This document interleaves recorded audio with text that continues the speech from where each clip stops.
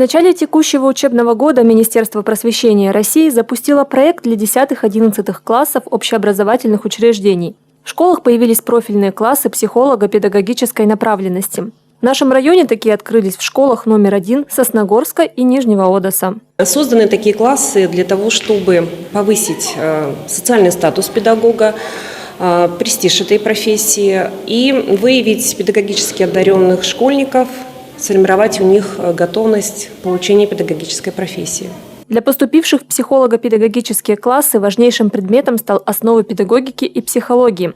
Преподаватель курса дает школьникам не только теорию, но и практические задания. Часть уроков проходит в формате тренинга. На этих курсах мы формируем педагогические навыки, педагогическое мастерство, узнаем о педагогических компонентах и занимаемся различными упражнениями. Вырабатываем навыки овладения педагогическим мастерством. Глобальная цель проекта – создание национальной системы выявления и подготовки кадрового резерва профессий, ориентированных на человека – образование, медицина, социальная работа и восполнение дефицита профессионально подготовленных педагогических кадров. На этих уроках мы обучаемся постановлению своего голоса, то есть мы учимся правильно говорить, правильно дышать. Также нас обучают правильно реагировать на некоторые ситуации, то есть мы можем управлять своим характером. Мне очень нравится основа педагогики урок, он очень интересный.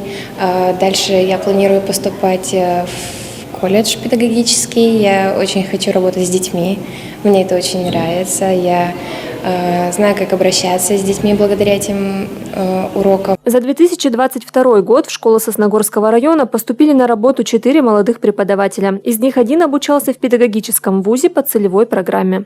Полина Бастракова, Андрей Калиничев, Павел Дурников. Вести Тимана, Сосногорск.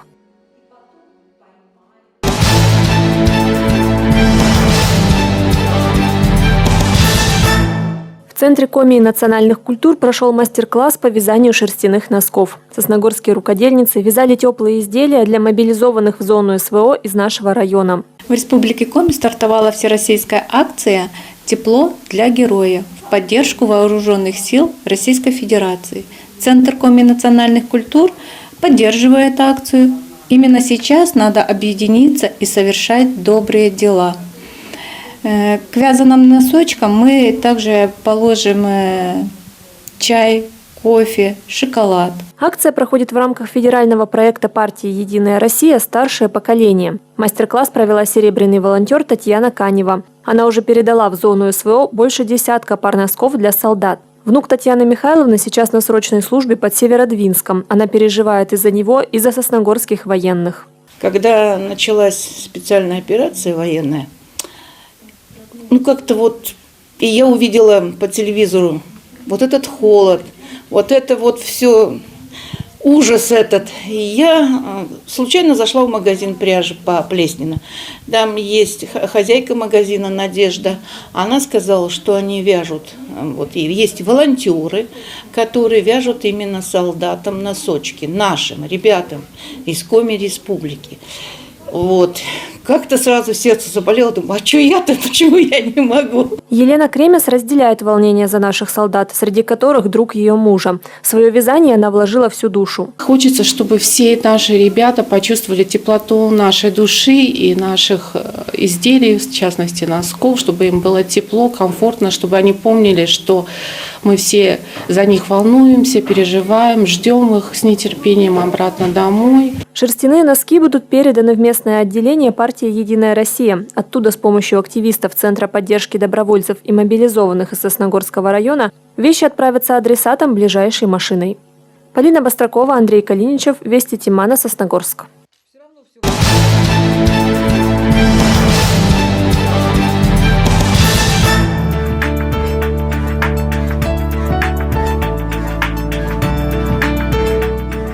Поступает очень много вопросов по сохранению прожиточного минимума, в связи с чем разъясняю, что с 1 февраля 2022 года вступил в законную силу федеральный закон номер 234 о сохранении прожиточного минимума, в связи с чем гражданин имеет право обратиться к судебному приставу с соответствующим заявлением для того, чтобы сохранить прожиточный минимум. С аналогичным заявлением также гражданин может обратиться в банк или иную кредитную организацию, обслуживающий счет, на который поступают ежемесячно доходы. По какому виду задолженности должник может сохранять величину прожиточного минимума? Согласно требованиям Федерального закона 234 ограничения размеров не применяется по исполнительным документам о взыскании алиментов, о возмещении вреда, причиненного здоровью, о возмещении ущерба, причиненного преступлением, и о возмещении вреда, причиненного смертью кормильца. Если должник хочет обратиться с заявлением, где и как это можно сделать?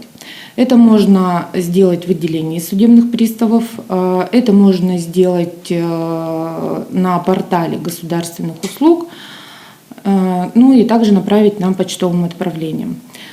Какие необходимо предоставить документы? Это заявление, естественно, в котором указать фамилию, имя, отчество, гражданство, номер счета, на который поступает ежемесячный доход, кредитную организацию, в которой открыт расчетный счет гражданина.